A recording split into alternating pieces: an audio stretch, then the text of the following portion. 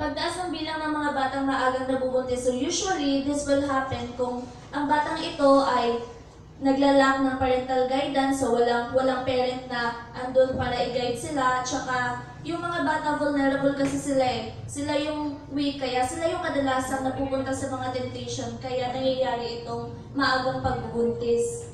The next topic is sexual abuse towards children. So, nung nag-share kami ng mga ideas namin, meron akong na-share tungkol sa isang barangay doon sa place namin, sa Silad. So, may balita kasing kumakalat na meron doong bata na mismo yung father niya, nire-rape siya. So, kaya naman, inad namin to sa mga topics na gusto namin i-share sa inyo o ibahagi sa inyo. Usually, this will happen kung walang kasama yung bata sa bahay at kung wala naman siyang mapagsusumbungan.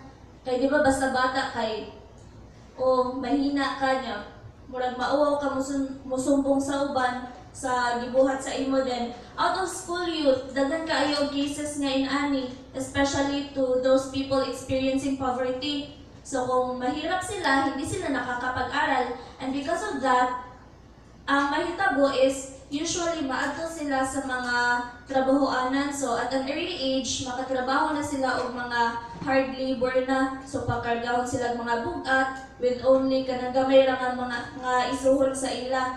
So mahitabo na kay of course waman sila na eskwelahan. So ang ila na lang mabuhat, wa sila laing option kundi ang magtrabaho. So maara to, I hope nga nakasabot mo. So thank you. Okay, tatlong bagsak para